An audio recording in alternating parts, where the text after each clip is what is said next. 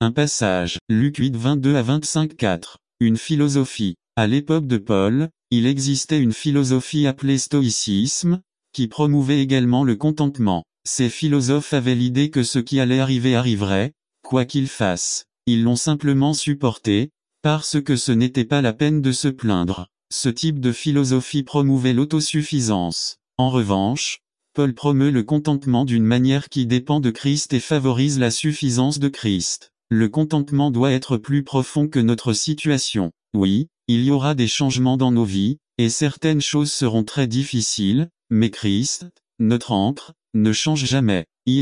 Reconnaître les bénédictions du don V14 à 20. Nous recevons au moins 2 bénédictions lorsque nous donnons. À nos offrandes peuvent être considérées comme un investissement V17. 1. Elles porteront du fruit dans nos vies. 2. Elles porteront du fruit dans nos vies. Porter du fruit dans la vie des autres. Mission 3. Ce que Paul recherchait plus que tout, nos besoins seront satisfaits. V19. 1. Lorsque nous mettons Dieu et ses choses en premier dans nos vies, il prendra toujours prendre soin de nos besoins. Matthieu 6, 25 à 34. 2. Il ne pourvoira pas seulement à nos besoins, mais il les pourvoira selon ses richesses. Il possède tout. IV. Dernier salutation V21 à 23. N'attendez pas qu'il soit trop tard. Devenez membre de la chaîne Today et bénéficiez de réconfort et de soutien dans les moments difficiles. Cliquez sur le lien dans la description de la vidéo. Mardi 9 avril 2024, page 3. Apple envoie ses dernières salutations à l'église de Philippe.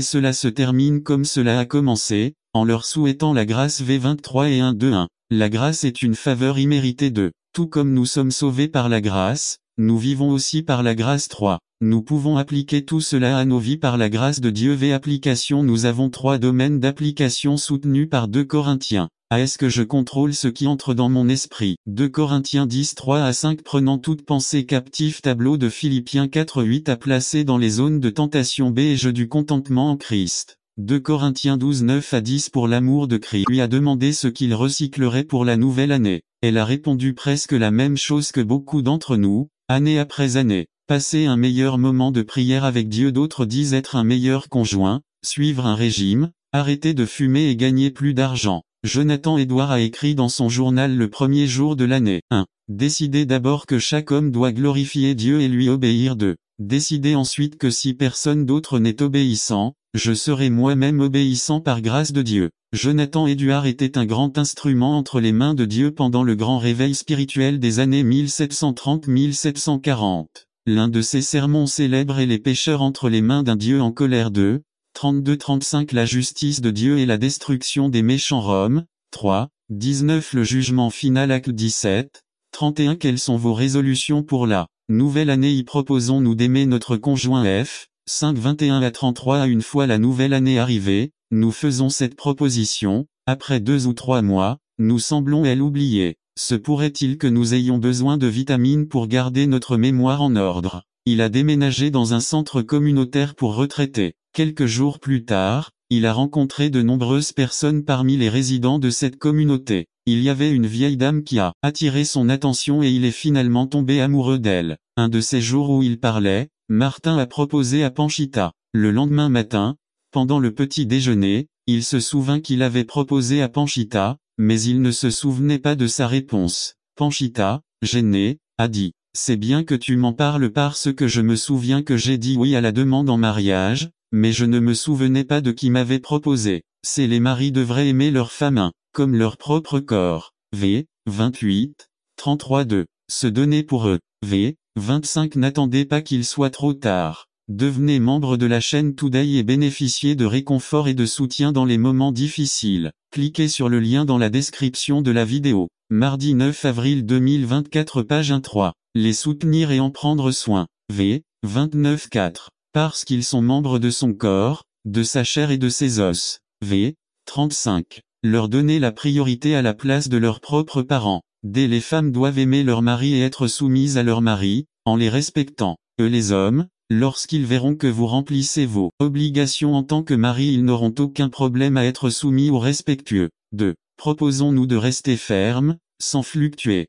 Sans fluctuer dans ce qui nous donne l'espérance future de la vie éternelle. Tenez bon dans ce que vous avez cru, fidèle est celui qui a promis. 1. Vous avez cru au Christ. 2. Vous croyez qu'il est votre Seigneur, votre Sauveur, votre raison de vivre. B. Et stimule-nous à aimer et à faire de bonnes œuvres. V. 24.1. Durant cette année que nous sommes sur le point de quitter, vous souvenez-vous du nombre de bonnes œuvres que vous avez faites de Christ vous a donné la vie éternelle et vous a donné l'opportunité de le servir en faisant le bien et non plus le mal. 3. Maintenant en Christ, nous nous consacrons à l'amour et aux bonnes œuvres. C'est ne cessant de se rassembler. Heb 10h25. Comme c'est l'habitude pour certains. Je comprends que parfois des cas de force majeure ne nous permettent pas d'aller à l'église, mais j'ai dit parfois, n'en faites pas une habitude car il est essentiel de passer du temps avec les croyants et d'étudier la parole dans la congrégation des saints, de nous extorquer. Quand quelqu'un s'approche de vous pour vous corriger et vous aider à servir le Seigneur plus ou mieux, ne le prenez pas mal. Recevez avec douceur la correction qui vous est donnée. 3. Ce jour-là, ce sera fait, le jour du Seigneur, grand et effrayant. Compte tenu du fait que cet événement est sur le point d'arriver, cela en soi devrait nous inciter à rester fermes, sans fluctuer. Conclusion. Je vous invite pour que cette nouvelle année vous proposez d'aimer votre conjoint et de rester ferme sans fluctuer. N'attendez pas qu'il soit trop tard. Devenez membre de la chaîne Today et bénéficiez de réconfort et de soutien dans les moments difficiles. Cliquez sur le lien dans la description de la vidéo. Mardi 9 avril 2024, page 2. La vie dans la nouvelle année. Résumé. Il y a quelques années, une dame s'est suicidée. Elle a laissé une note qui disait « J'ai décidé que si la vie ne vaut pas la peine d'être vécue, j'arrêterai de la vivre ». Ce message puissant amènera son auditeur à réaliser qu'il y a des voleurs de vie, qu'il y a un donneur de bail. Georges Alvarez. La vie au Nouvel An. JN 17 à 10. Introduction. 29 décembre 2002. Service du matin à Ebenezer, Union City, Californie. Il y a quelques années, une dame s'est suicidée. Elle a laissé un mot qui disait « J'ai décidé que si la vie ne vaut pas la peine d'être vécue, j'arrêterai de la vivre ». Quand il s'agit de notre vie, nous pensons parfois qu'elle ne vaut plus vraiment la peine d'être vécue. Se pourrait-il qu'au fil des années, nous réalisions à quel point nous avons peu de valeur? Je veux établir que même si tu te sens seul, que tu es laid, que tu as peu d'éducation, que tu as des problèmes, que tu n'as pas de travail, que tout va mal pour toi, etc., tu vaux beaucoup. Vous avez tellement de valeur que Dieu a voulu venir vous délivrer du péché et vous donner la vie dans le présent et le futur. Cette vie se trouve en Jésus-Christ. Alors que nous méditons sur une nouvelle année qui est sur le point d'entrer, méditons sur ce que Jésus a dit à propos de cette vie abondante. Il le voleur de vie. V. Disait ladron ne vient que pour voler, tuer et détruire. R. Ce voleur désigne celui qui veut se faire passer pour un berger. V. 5. 8,12 et 13b. Ceci semble faire référence aux chefs religieux qui guidaient le peuple. Ce voleur présente les caractéristiques des personnes qui influencent nos vies. Avec la tromperie, ils nous font faire quelque chose de mal. Quand nous sommes alors dans le trou, dans le problème, ils nous laissent tranquilles et s'enfuient. D. Vous n'avez pas d'amis comme ça, n'est-ce pas? J'espère que non. Cette année, il y a peut-être eu des problèmes, des situations qui vous ont sauté. Ne riez pas caca neuf. Débarrassez-vous de tout ce qui pue, de tout ce qui est fuchi, de tout ce qui est mauvais. En d'autres termes, Jacques dit, comment pouvez-vous, en disant que vous êtes croyant, traîner avec vous des choses puantes? C'est le mot rejeter ou repousser est à l'impératif. C'est quelque chose dont nous devons nous débarrasser, ce n'est pas une option, sinon nous ne verrons pas la face de Dieu. Rechercher la sainteté, sans laquelle personne ne verra le Seigneur. Et 12, 14. 1. Mais cela signifie-t-il que nous devrions nous dépouiller avec nos propres forces et puissances? Pouvons-nous nous débarrasser nous-mêmes de toutes les saletés et choses puantes de un homme noir peut-il changer de peau simplement en voulant être blanc uniquement? Michael Jackson, ou un léopard peut-il enlever ses taches? Demande Jérémie 13, 23. Le petit garçon, peu importe à quel point il travaille dur, peut-il augmenter sa taille d'1 pouce? Demande Matthieu 6, 27, 3. La réponse: rien de ce que nous faisons nous-mêmes ne purifiera l'impureté de nos vies. La meilleure chose que nous présentons à Dieu continue d'être comme des haillons sales. Ésaïe 64, 6, 4. L'appel de Jacques doit être compris dans le contexte de l'enseignement biblique sur ce sujet. Nous ne pouvons pas nous purifier, ni vivre une vie purifiée par nos propres efforts. 5. Tout effort pour le faire nous-mêmes se solde par un échec. Partout sur le chemin chrétien, nous trouvons des déchets humains, des vies ratées, des gens qui se sont engagés sur le chemin, mais pensaient qu'ils arriveraient au bout avec leur propre carburant. 6. Toute tentative de nous justifier, de nettoyer quoi que ce soit dans nos vies, de dépendre de notre propre capacité à corriger le péché ou la saleté dans nos vies est vouée à l'échec. 7. Nos actes sont comme des chiffons sales. Personne ne peut utiliser un chiffon sale pour nettoyer et laisser quelque chose de très propre. Dans Zone d'activité 3-4, Josué, le grand prêtre n'a pas lui-même ôté ses vêtements sales, l'ange du Seigneur est venu et les a ôtés et lui a mis des vêtements blancs 8. Saint Paul nous le rappelle dans Phil 2, 13, car c'est Dieu qui produit en vous le vouloir et le faire, pour accomplir sa bonne volonté. Conclusion à Jacques 1:21 énonce d'abord la négative ôter la saleté et la méchanceté, puis il affirme le positif, comme pour dire pour enlever la saleté et le mal, il faut ce qui suit recevoir humblement la parole greffée qui peut sauver nos âmes. La parole fait référence à la Bible, en particulier à l'Ancien Testament. La parole greffée qui peut sauver vos âmes. Comment peut-il nous apporter le salut? Le mot traduit par salut, sozo dans le Nouveau Testament a deux significations. A, il implique le salut personnel de notre âme au dernier jour. B, cela implique la restauration physique, la santé. 2. Par exemple, lorsque la femme qui avait une perte de sang fut guérie, Jésus lui dit, « Femme, ta foi t'a accablée, n'attends pas qu'il soit trop tard. » Devenez membre de la chaîne Today et bénéficiez de réconfort et de soutien dans les moments difficiles. Cliquez sur le lien dans la description de la vidéo. Mardi 9 avril 2024 page 3 qui peut être traduit par ta foi t'a guéri, ou encore ta foi t'a sauvé Luc 8:48-3. Ce que dit Jacques, c'est que lorsque la parole de Dieu est greffée dans nos vies, la parole de Dieu a le pouvoir de nous compléter, le salut éternel et la santé spirituelle et physique dans cette vie. B. James exhorte ses lecteurs à accepter humblement la parole. Cette humilité à laquelle il fait appel est-elle l'antithèse ou l'antonyme du courage, de la colère ou de la rage dont il nous parle en 1:19. Contrairement à la colère qui ne produit pas la justice que Dieu désire, Jacques appelle, par humilité, à accepter ce que la parole de Dieu nous dit de. Santiago dans cette section nous dit à écouter ce qu'il y a de mieux. Faites-le rapidement. B. Parler n'est pas mauvais, mais réfléchissez avant de le faire. C. Mais la colère peut vous conduire au péché, soyez lent à vous mettre en colère, car c'est le contraire de l'humilité. D. Le chemin de l'humilité est le meilleur, il nous fait reconnaître la saleté et le mal de nos vies et nous rendra complets en Christ, salut éternel et santé spirituelle et physique sur cette terre. N'attendez pas qu'il soit trop tard. Devenez membre de la chaîne Today et bénéficiez de réconfort et de soutien dans les moments difficiles. Cliquez sur le lien dans la description de la vidéo. Mardi 9 avril 2024 page 4 quand le chrétien est chrétien résumé. La soumission par un chrétien de sa colère à l'esprit. Par Carlos Camarena quand le christianisme est christianisme texte. Jacques 1:19-21 lecture de la Bible. Éphésiens 4:22-32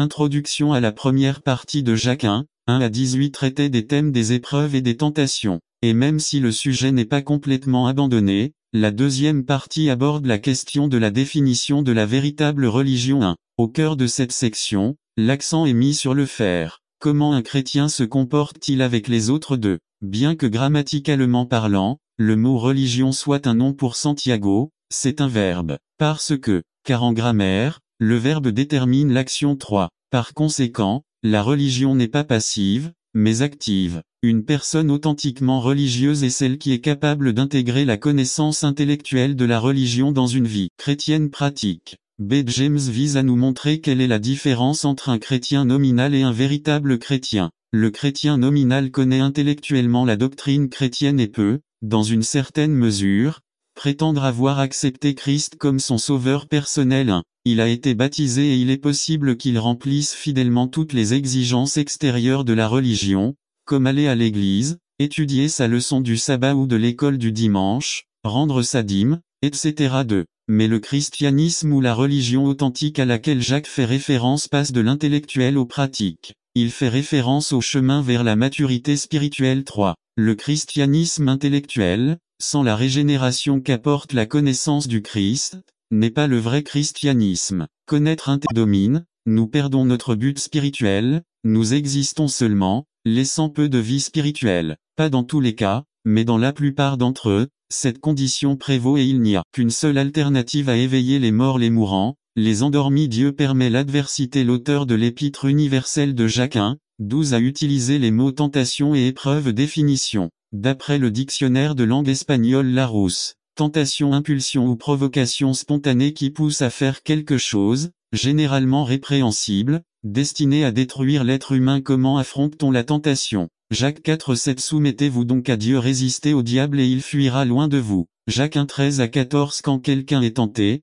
qu'ils ne disent pas qu'il est tenté par Dieu car Dieu ne peut être tenté par le mal, et il ne tente personne v14 mais chacun est tenté lorsque sa propre convoitise est attirée et séduit. Dieu ne tente personne. La tentation est généralement dirigée vers le domaine du croyant qui a besoin d'être renforcé. Parfois, ils sont la conséquence d'un appétit incontrôlé de la chair ou de passions qui n'ont pas été combattues à la lumière de l'esprit. Nous devons chacun nous examiner par rapport à tout cela. 1 Corinthiens 10:13 Aucune tentation ne vous a frappé, si ce n'est celle qui est commune à l'homme mais Dieu est fidèle, il ne permettra pas que vous soyez tentés au-delà de ce que vous pouvez, mais il vous fournira aussi une issue à la tentation, afin que vous pourrez peut-être le supporter. Test examen visant à démontrer certaines qualités ou compétences. Celui qui sert à n'attendez pas qu'il soit trop tard. Devenez membre de la chaîne Today et bénéficiez de réconfort et de soutien dans les moments difficiles. Cliquez sur le lien dans la description de la vidéo. Mardi 9 avril 2024 Page 2 témoigne de la véracité d'un fait. L'épreuve est une période de temps accordée par Dieu pour produire le bien de l'être humain. La tentation vient pour éloigner le croyant de la croix. L'épreuve vient pour le rapprocher de la croix. La façon dont nous réagissons à l'adversité déterminera si nous grandissons ou rétrécissons, si nous atteignons de nouveaux horizons ou si nous restons coincés au même endroit. Le chrétien abandonne généralement face à l'adversité. Beaucoup sont en colère contre Dieu, d'autres sont troublés contre un frère, d'autres se rebellent contre le pasteur ou la direction de l'église, d'autres tout cela si déçus. Ours définition. Ours, supporter ou résister à une charge ou un poids. Tolérer, endurer rester, continuer, se conformer, respecter, supporter avec courage. 1 Pierre 6:7 Ce dont vous vous réjouissez, bien que maintenant, pour un peu de temps, s'il le faut, vous soyez affligés par diverses épreuves. V7 Afin que votre foi soit éprouvée bien plus précieusement que l'or, qui bien que périssable soit éprouvé par le feu, soyez trouvés dans la louange, la gloire et l'honneur lorsque Jésus-Christ sera révélé. Anecdote. Argent raffiné. Il y avait un groupe de dames chrétiennes qui se réunissaient chaque semaine pour étudier la Bible. Ils étudiaient le livre de Malachie 3:3 où il est dit, « Et il s'assiera pour affiner et purifier l'argent car il purifiera les fils de Lévi, il les affinera comme l'or et comme l'argent. » Ce verset leur a causé de l'anxiété quant au processus de raffinage de l'or et de l'argent. L'un d'eux a proposé de se renseigner sur le processus et d'en rendre compte la semaine prochaine. Cette dame a appelé un orfèvre et a pris rendez-vous pour le voir travailler. Il n'a pas mentionné la raison de son intérêt. Elle regardait travailler l'orfèvre. Il tenait une pièce d'argent au-dessus du feu, lui permettant de chauffer. Il a expliqué que lors du processus d'affinage de l'argent, il fallait le maintenir au centre même du feu, là où les flammes sont les plus chaudes, pour mieux brûler toutes les impuretés. La femme se souvint du verset, « Et il s'assiera pour affiner et nettoyer l'argent. » Elle demanda à l'orfèvre s'il était vrai qu'il devait s'asseoir et regarder l'argent pendant qu'il le chauffait et n'attendait pas qu'il soit trop tard.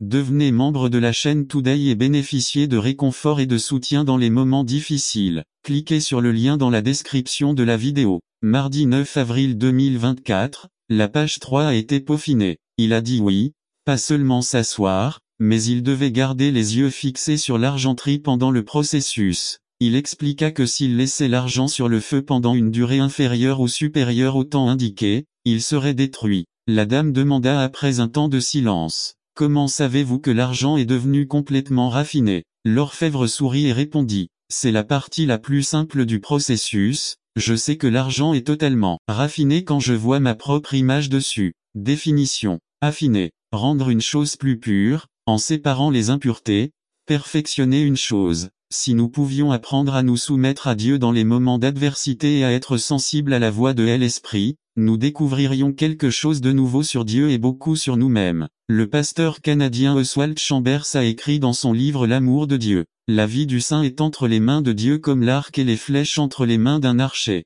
Il s'étire et tire et de temps en temps le saint il dit, « Arrêtez, je ne peux plus résister », mais Dieu n'y prête pas attention. Il continue de s'étirer jusqu'à ce que son objectif soit en vue, puis il lâche la flèche dans les airs. Philippiens 1:6 Ayant l'assurance que celui qui a commencé en vous une bonne œuvre la mènera à son terme jusqu'au jour de Jésus-Christ. Au milieu de l'adversité, vous verrez quatre caractéristiques de Dieu se manifester. 1. Objectif 2. Pouvoir 3. Perspective 4. Promesse 1. Objectif Dieu a un objectif pour votre vie. Même dans l'adversité, rien ne vous arrivera sans son approbation. 2 Thessaloniciens 1:11 C'est pourquoi nous prions toujours pour vous. afin que notre Dieu vous estime digne de son appel et qu'il accomplisse tout dessein de bonté et toute œuvre de foi par sa puissance de pouvoir. Dieu a le pouvoir d'intervenir au bon moment. Psaume 35 dit: tous mes os diront, Jéhovah, qui est comme toi, qui délivre les affligés de celui qui est plus fort que lui. 3. Dieu a la bonne perspective au milieu de notre venue parce qu'ils avaient confiance en Dieu. Dieu a donné confiance à beaucoup de gens, mais pas en les rendant grands ou en leur disant qu'ils étaient impressionnants, mais plutôt en leur rappelant qu'il est Dieu et qu'il était avec eux. Dieu offre la même promesse aujourd'hui. C'est vrai que nous sommes inadéquats, insuffisants et avec de nombreux défauts, mais quand Dieu vit en nous, nous pouvons avoir confiance. Dieu veut que nous soyons un peuple confiant, non pas en nous-mêmes, mais confiant en celui qui est en nous. N'attendez pas qu'il soit trop tard. Devenez membre de la chaîne Today et bénéficiez de réconfort et de soutien dans les moments difficiles. Cliquez sur le lien dans la description de la vidéo mardi 9 avril 2024. Page 3. Faire un champion. Discipline. Partie 2. Résumé. On pense souvent que le mot discipline est un mot laid, un mot indésirable, mais lorsque nous regardons la discipline avec une perspective correcte, cela devient une très belle chose. Si nous envisageons sérieusement d'être des champions pour Christ par Joshua Pinto. Faire une discipline de champion. Partie 2. 1 Corinthiens 9 24 à 27. 24. Ne savez-vous pas que ceux qui courent dans le stade courent tout, mais qu'un seul prend la tête pris. Courez de manière à l'obtenir. 25. Quiconque combat s'abstient de tout. Eux, en effet, recevront une couronne corruptible, mais nous, une couronne incorruptible. 26. C'est pourquoi je cours ainsi, non pas au hasard. De cette façon, je ne combats pas comme quelqu'un qui frappe l'air. 27. Mais je frappe mon corps et je le mets en esclavage, de peur que, ayant été un héros pour les autres, je ne sois moi-même détruit. NKJV. Ici, dans Corinthiens, l'apôtre Paul dessine la photo d'une compétition sportive pour communiquer la nécessité absolue de la discipline dans la vie chrétienne. On pense souvent que le mot discipline est un mot laid, indésirable, mais lorsque nous regardons la discipline avec une perspective correcte, cela devient une très belle chose. Si nous envisageons sérieusement de devenir des champions du Christ, alors les paroles de l'apôtre Paul doivent trouver une place dans nos cœurs. Aujourd'hui, je veux examiner le quoi, le pourquoi et le comment de discipline. Qu'est ce que la discipline? Abilib a dit que la discipline est une récompense à retardement. 1 Corinthiens 9 24 24. Ne savez-vous pas que ceux qui courent dans le stade courent tout, mais qu'un seul remporte le prix? Courez de manière à l'obtenir. Dans le christianisme, il n'y a pas de satisfaction immédiate. La discipline consiste à faire des choses que nous ne sommes pas habitués à faire. La discipline, c'est aussi arrêter de faire quelque chose que vous avez l'habitude de faire, afin d'atteindre quelque chose que vous désirez. 1 Corinthiens 9 25 25. Quiconque lutte s'abstient de tout. Pourquoi avons-nous besoin de discipline? 1 Corinthiens 9 24. B. Courez pour l'obtenir. Nous sommes dans cette course pour gagner un prix. 1 Corinthiens 9 25. B. En effet, doivent recevoir une couronne corruptible, mais nous, n'attendez pas qu'il soit trop tard. Devenez membre de la chaîne Today et bénéficiez de réconfort et de soutien dans les moments difficiles. Cliquez sur le lien dans la description de la vidéo mardi 9 avril 2024. Page 1. Incorruptible. Les athlètes s'entraînent vigoureusement dans le but de gagner un prix périssable. Couronne. Nous, vous et moi, nous sommes entraînés vigoureusement pour gagner une couronne qui durerait éternellement. Comme pouvons-nous intégrer la discipline dans nos vies? À développer un programme d'entraînement strict. 1 Corinthiens 9 26 26. C'est pourquoi je cours de cette façon, pas au hasard. B. Ayant défini des objectifs en Christ pour ma vie. 1 Corinthiens 9 26. B. C'est ainsi que je combats, non pas comme quelqu'un qui frappe l'air. C'est rappelez-vous pourquoi vous vous disciplinez. 1 Corinthiens 9 27 27. Au contraire, je frappe mon corps et je le contrôle, de peur qu'après avoir prêché aux autres, je ne sois moi-même disqualifié. Ni parce que vous voulez être comme Christ, parce que tu veux que les autres viennent à Christ, parce que tu veux gagner le prix et que tu ne veux pas te disqualifier, parce que tu vis cette vie en gardant à l'esprit la suivante. Conclusion. EARL. Nick Tangal a dit un jour, il est impossible de réussir sans avoir souffert. Si vous avez goûté au succès et n'avez pas souffert, alors quelqu'un d'autre a souffert pour vous. Peu importe à quel point nous devenons disciplinés dans cette vie, nous devons toujours nous rappeler que le mérite de nos succès ne nous appartient pas.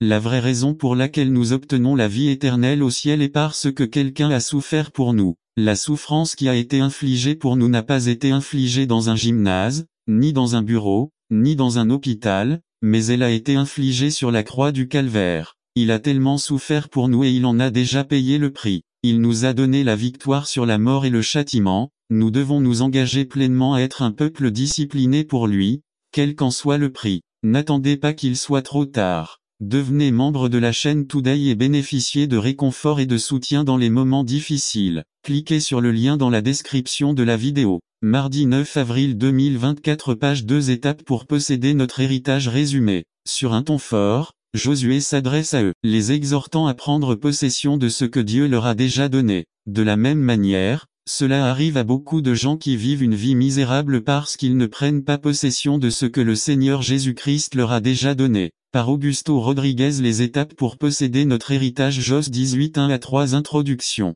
Le moment vécu a été celui de la célébration de la distribution des terres. Les gens célébraient le Seigneur, mais il restait encore certaines tribus qui n'avaient pas de territoire. D'un ton fort, Josué s'adresse à eux, les exhortant à prendre possession de ce que Dieu leur a déjà donné. De la même manière, cela arrive à beaucoup de gens qui vivent une vie misérable parce qu'ils ne prennent pas possession de ce que le Seigneur Jésus-Christ leur a déjà donné. Ils vivent en regrettant la vie, mais ils ne font rien pour sortir de la stagnation. Proposition. Ce passage m'apprend que tentent de cacher leur faiblesse comme si Dieu en avait honte. Ils revêtent le masque de la religion pour faire croire aux autres qu'ils sont forts et puissants. Ils font cela pour cacher les insuffisances de leur vie et essayer de les rendre invisibles. Mais la réalité de la vie est que nous avons tous des faiblesses physiques. Grands, petits, maigres, gros, manchots, sourds, etc. Émotionnels. On pleure pour tout, on ne pleure pour rien, on s'attache très vite à quelque chose ou à quelqu'un,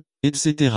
Relationnel, nous ne sommes pas très sociables, nous ne nous aimons pas, les relations divorce ne durent pas, etc. Financier, nous n'avons pas de ressources, etc.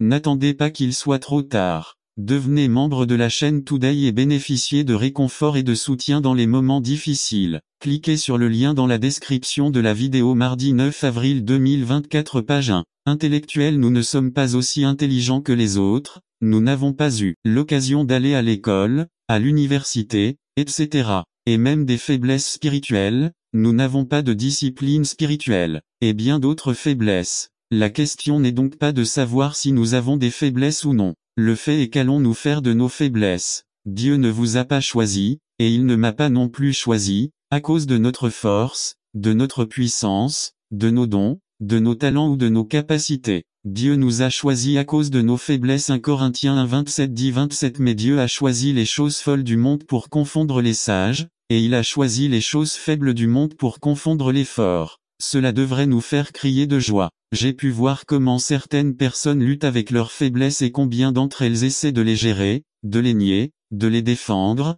de les excuser, de leur en vouloir et la plupart du temps de les cacher. Ils essaient de faire semblant qu'ils n'existent pas, mais Dieu le leur dit néanmoins. Je veux utiliser ta faiblesse, je veux utiliser la plus grande faiblesse de ta vie, l'utiliser comme une vitrine de mon pouvoir. Je veux démontrer mon pouvoir à travers ta faiblesse. 1 Corinthiens 1 27. L'apôtre Paul dit dans 1 Corinthiens 1 26 et 27 que peu d'entre vous étaient sages, puissants ou riches lorsque Dieu vous a appelés. Au contraire, Dieu a choisi les choses folles du monde pour faire honte aux sages, et il a choisi les choses faibles du monde pour faire honte aux puissants. Tu n'es donc pas faible par hasard, Dieu t'aime tel que tu es. Dieu n'est pas surpris par votre faiblesse. Dieu aime utiliser les gens faibles, car c'est dans la faiblesse que sa puissance se laisse le mieux entrevoir. Il est important de noter que lorsque la Bible parle de faiblesse, elle ne parle pas du péché ou d'un domaine dans lequel vous avez un contrôle total. Il ne parle pas de défauts de caractère tels que la paresse, l'envie,